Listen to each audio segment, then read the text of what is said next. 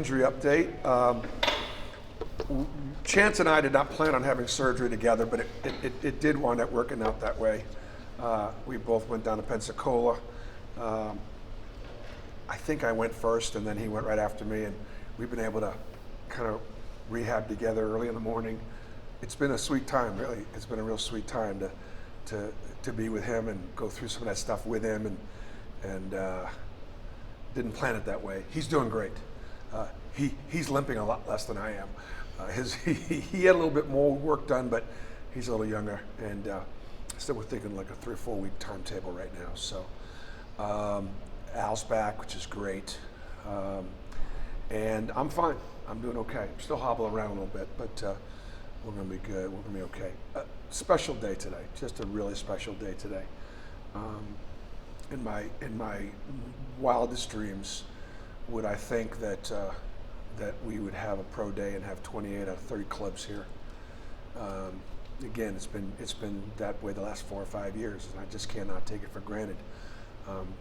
It just wasn't that long ago. I was a graduate at Boston College and in the School of Management, and I knew when the finance firms or the accounting firms or the big marketing firms would come on campus and they would interview students for jobs. That was a big deal. And BC had a pretty big management program, and I kind of equate it to that. You come to Auburn, you can win championships, you can develop into a professional player, and you just couldn't say that some time ago. So it's a great day. They're not going to play their way in the NBA today, but they're going to be able. The guys are going to get their eyes on them. They're going to be able to see their up close and personal, watch him move, watch him shoot, watch him interact, watch him practice, and get a better feel, and then see how that stuff translates to games.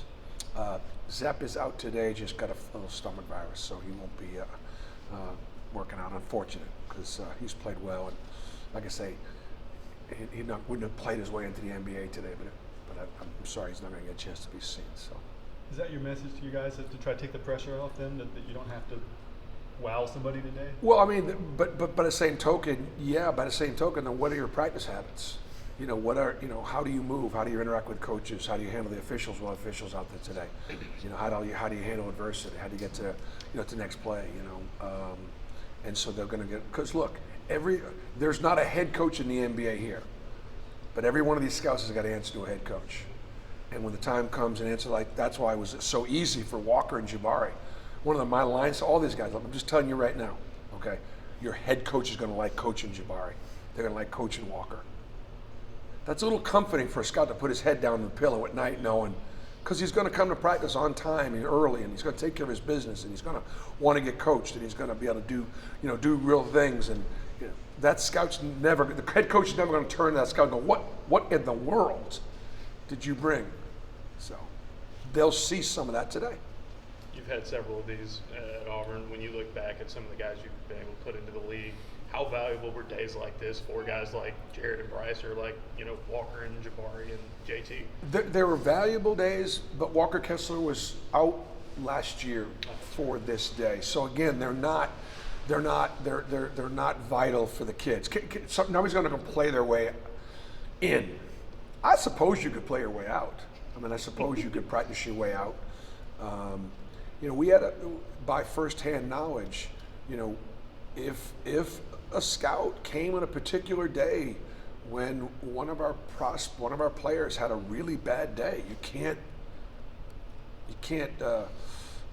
you don't lose that overnight. And so, sometimes it can happen. But no, it's good. And then these guys also, sometimes we'll get a chance to talk to scouts that have been to other places, and they'll get a feel for our size, our speed, our athleticism, our length. And of course, I've already talked to a bunch of them who have been to Arkansas or Alabama or Tennessee or Kentucky, and they just rave about how good they all are. And they're pretty good. Bruce, when you look back at practice the last couple of weeks, who sort of stood out as playing well, playing improved from last year? Wendell's been consistent. Wendell's really been consistent, and I like when maybe your hardest workers or one of your hardest workers is standing out and winning drills and things like that. KD has been his effort has been more consistent. the frontline guys, it's somebody different every day, and I think it's because they're all good, and so it's going to be to see who's going to separate themselves from a really, really good group. So we're ready to play somebody else. I will tell you that this week's practice, this timing of this is really good, because with summer and the fall and now, we're ready to start playing somebody else. One of the things that you guys, and I tell you this every year, and it's just true, we don't know that much about what we're going to look like until we get going against somebody else. We just won't know. We have our first opening scrimmage against UAB in a close scrimmage situation. Obviously, we won't be reporting scores or stats or things like that.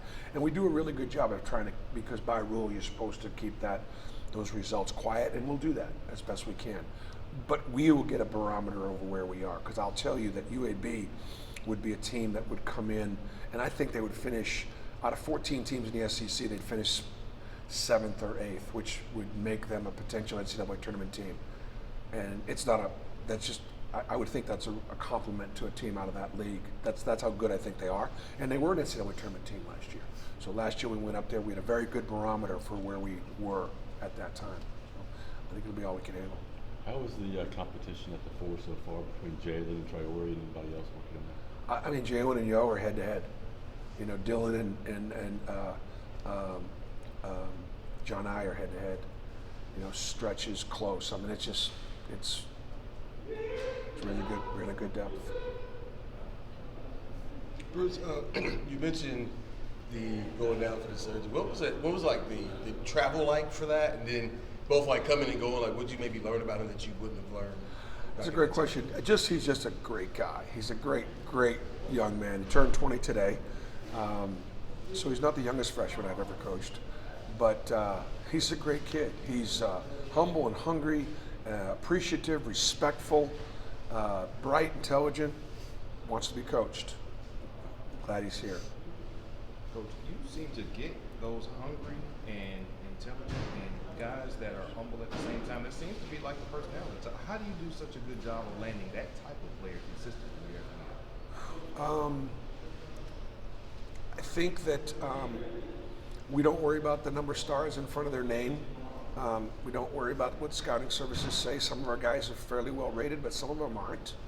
I think we're really honest to them in the recruiting process. I mean, character and culture, it matters. I can tell you that in the last 2 years, we have recruited more top players than I have in my whole career, and I've lost most of them. We've got a couple, but I've lost most. I've never been said no to in like this much ever, and it's wearing me out, quite frankly. But the ones we're getting are that way.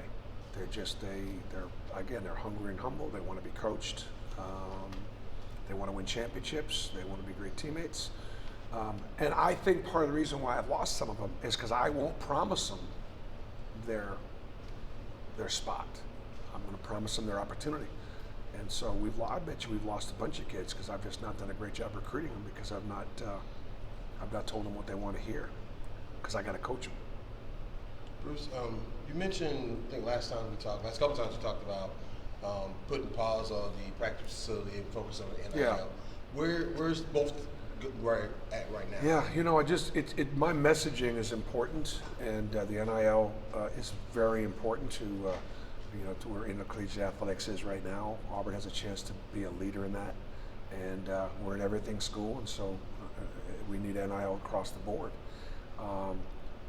But the donors, and there's only so many marketing dollars, and there's only so much out there. So when I have an opportunity, the one thing I can confirm is how important something is. That's it, and that's what I've done.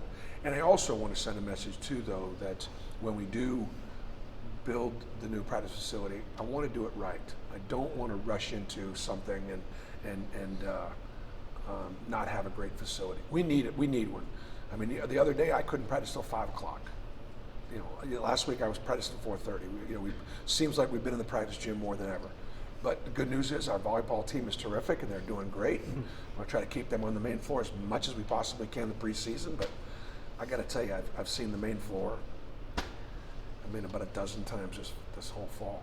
But Last question for Coach. With Al out for a little while and with Chance, out right now, it seems like Chris has gotten a ton of more opportunities. Yep. How's he been doing? You said earlier that he had a great summer. How's that carrying into practice? he did. He had a great summer. He did have a great summer, and there's been some carryover, but he's getting pushed by Lior. He'll get pushed by Al. Chance will be back in a few weeks, and so it'll probably be a moving target. But at the end of the summer, Chris was right there, having a chance to start the position. He's still right there. And again, I think that you'd go to say that